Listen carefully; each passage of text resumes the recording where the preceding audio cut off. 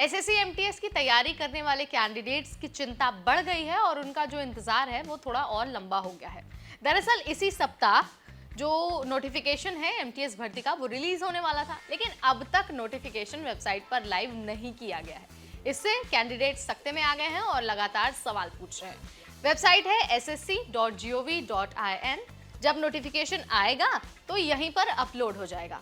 मैं आपको बता देती हूँ कि एसएससी की जो एमटीएस वाली भर्ती है ना, वो देश की बड़ी भर्तियों में से एक है, जिसमें हजारों के पोस्ट होते हैं और लाखों स्टूडेंट्स, लाखों कैंडिडेट्स इसके लिए अप्लाई करते हैं।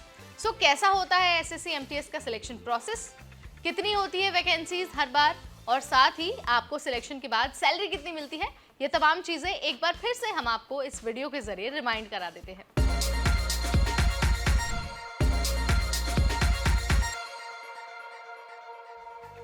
हाय एवरीबॉडी, मैं हूं नेहा आपके साथ, आपकी होस्ट, और आज बात हो रही है एसएससी एमटीएस के बारे में। दरअसल जो एमटीएस का नोटिफिकेशन है ना, वो अभी तक रिलीज नहीं हुआ है और माना जा रहा है कि 10 या फिर 11 तारीख तक ऑफिशियल वेबसाइट पर नोटिफिकेशन रिलीज हो जाएगा। सिर्फ एमटीएस ही नहीं बल्कि हवालदार जो पोस्ट है ना, उसके लिए भी कंबाइंड नोटिफिकेशन ही आएगा। अगर आप इस भर्ती का हिस्सा बनना चाहते हैं, तैयारी करते हैं, तो आपको मैं एक बार एजुकेशनल क्वालिफिकेशन बता देती हूँ। अप्लाई करने वाले कैंडिडेट्स के पास फॉर्म भरते वक्त 10वीं पास का सर्टिफिकेट होना बहुत ज़रूरी है और 50% मार्क्स भी ज़रूरी है 10th में। एज की अगर मैं बात करूं तो एमटीएस की इस भर्ती के लिए मिनिमम 18 साल और मैक्सिमम 25 साल रखी जाती है हर बार। आप इससे अंदाज़ा लगा सकते हैं कि आप एलिजिबल हैं या फिर नहीं हैं। इसके बाद हम आपको सिलेक्शन का प्रोसेस बता देते हैं।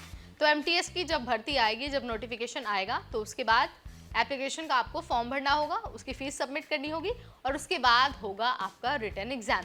रिटन एग्जाम के बाद आपको एक स्किल टेस्ट देना होगा और जो इन दोनों ही सेक्शंस को क्लियर करेंगे उन्हें डॉक्यूमेंट वेरिफिकेशन के लिए बुलाया जाएगा, ताकि आपकी जांच की जा सके कि आपने जो भी डॉक्यूमेंट अपलोड किया है वो ठीक है या फिर नहीं है, कुछ फर्जी तो नहीं है या फिर एलिजिबिलिटी से हटके तो कुछ आपने नहीं अपलोड कर दिया है। सो डॉक्यूमेंट वेरिफिकेशन में भी अगर आप सही साबित हो जाते हैं, आपके सारे डॉक्यूमेंट सही निकलते हैं, तो आपको फाइनल मेरिट लिस्ट में जगह दे दी जाएगी और आपके पास जो ज्वाइनिंग लेटर है वो भेज दिया जाएगा और आप एसएससी एमटीएस का हिस्सा बन जाएंगे।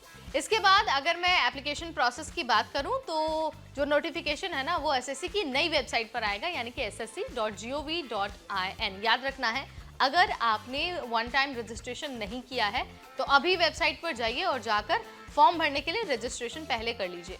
अगर आपने ssc.nic.in यानी पुरानी वाली वेबसाइट पर रजिस्ट्रेशन किया है ना, तो उस नंबर से आप आगे अप्लाई नहीं कर पाएंगे, ये आपको ध्यान रखना है। सो अप्लाई करने के लिए आपको ना सबसे पहले वेबसाइट पर जाना होगा। उसके बाद होम पेज पर आपको एक लिंक फ्लैश होगा, वो लिंक होगा एसएससी एमटीएस हवलदार भर्ती का। आपको उस लिंक पर करना होगा क्लिक। वहाँ पर आपको जो वैकेंसी है ना, उसकी डिटेल मिल जाएगी। होम पेज पर राइट साइड में आपको लॉगिन का एक ऑप्शन दिखाई देगा। आप अपने जो रजिस्ट्रेशन नंबर है और जो दूसरे क्रेडेंशियल है उसकी मदद से लॉगिन कर सकते हैं और लॉगिन करने के बाद ही आप अपना फॉर्म भर सकते हैं। याद रखना है, अगर आप फीस नहीं भरते हैं ना, तो आपका फॉर्म एक्सेप्ट नहीं होगा, चाहे आप एलिजिबल हो या फिर एलिजिबल ना हो। तो आपको इस बात का भी ध्यान रखना है, फॉर्म भरते वक्त फीस भी भरनी है। जैसे ही इस पर कोई अपडेट आएगा, कोई भी नोटिफिकेशन आएगा, कोई जानकारी आएगी, हम सबसे पहले आप तक पहुंचा देंगे। अगर आप सरकारी नौकरियों की तैयारी करते हैं और ऐसी वीडियोस और देखना चाहते हैं तो आज ही सब्सक्राइब करिए हमारा चैनल। इस वीडियो में इतना ही, फिर आएंगे नई वीडियो, नई जानकारी, नए अपडेट के साथ। तब तक मुझे यानी नेहा को दीजिए इजाजत। Stay tuned to NBT tech add.